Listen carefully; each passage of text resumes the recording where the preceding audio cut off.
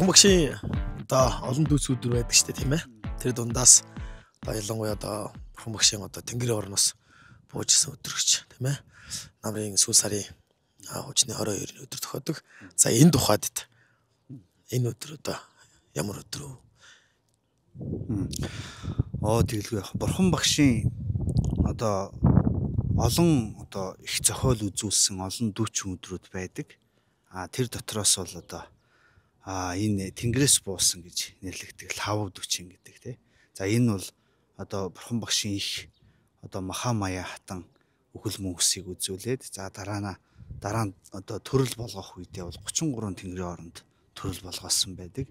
За 33 оронд төрөл болгосон тэр эхийнхаа ачийг хариулахын төлөө Бурхан багш 33 Тэнгэрийн оронд залраад түүн дээрээ бол одоо олон мянган тэнгэрүүдэд ном айлтаж тэдгэрийг дээдийн номын мөрд хөтлсөн ийм агуу буйны зохиолыг үзүүлсэн байдаг.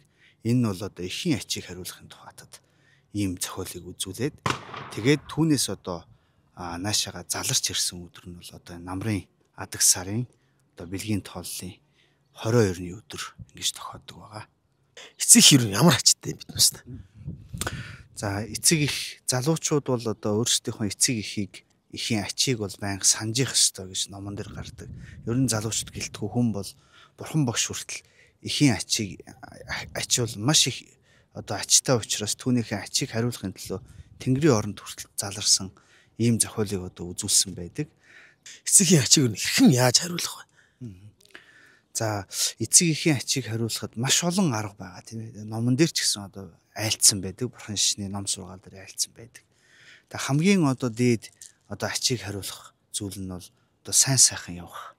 Сайн сайхан явах гэдэг маань одоо энгийнээр хэлсэн үг шүү дээ тий. Гол нь одоо буруу зүйлээс хол байж, муу зүйлийг төвчиж, хилэнц нүглийг төвчиж, аль чадхаараа буян номон шамдаж, аль чадхаараа зөв сэтгэлийг үүсгэж, бусдад тустай, өөрт тустай одоо ингэж сайн явах юм бол энэ хамгийн дээд ач байдаг гэж айлцсан байдаг.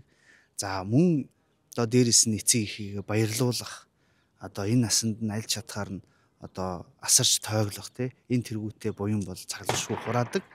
Гэхдээ ялангуяа одоо энэ хүү Бурхан багшийн одоо тэр Тэнгэрээс буусан лав дүүчин одоо бэлгийн тооллын 22-ны намрын адаг сарын бэлгийн тооллын 22-ны энэ өдөр одоо эцэг эхийн ачийг хариулах юм бол бусад өдрөөс илүү тийм их хүчтэй буян хураадаг. За энэ өдөр бол гандан тэгшлийн эдмэн эцэг эхийн ачийг хариулах маань хөгжөөх юм байна. Тэгэхээр энэ хөгжөөж байгаа энэ майныг энэ өдөр зүгээр нэг өдөр унших. За мөн одоо энэ дүүчин өдөр унших гэдэг нь асар том ялгаатай учраас энэ өдөр аль чадхаараа нэг майн хэлэх. За мөн цаашлаад сэдлээ засаад одоо их болсон 6 зүйлийн хамаг амтан тэр бүхнийг бүгдийг нь одоо сайн сайхан байлгах, тэр бүгдийг нь аз жаргалтай байлгах юмсан.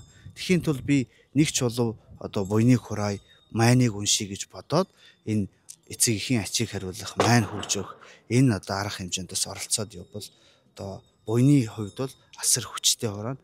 Буян сайн хураахын төдий хэрээр одоо та бүхэн аз жаргалтай амар амгалан сайн сайхан байхын гол үндэс болж өгч идэгөө. Хинд хандаж үйлдсэн буян хүчтэй байх вэ гэвэл одоо өөрт хамгийн ачлалтай хүн болох ээж, аав, тэ эцэг их, за ах トゥ одоо өөр хэн байдیں۔ Өвөө эмээ ч юм уу тэ өөрийн багш байж болно. Гэх мэтчлэн хамгийн ачлалтай хүндээ хандаж үйлдсэн буян бол хамгийн хүчтэй буян болж хураагддаг гэж ингэж одоо номонд айлтдаг.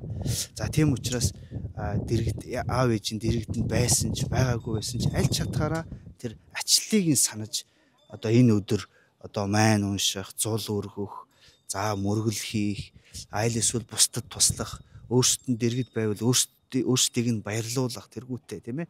Одоо өөр гандан тэгшлийн хийдээс ямар олныг одоо хамруулсан буян номын арга хэмжээ вэ? Тэр бүхэнд ингэж оролцож чадах юм бол энэ бүхэн ч юм бол одоо асар их түн бумаар хариуцах хүчтэй буян болно.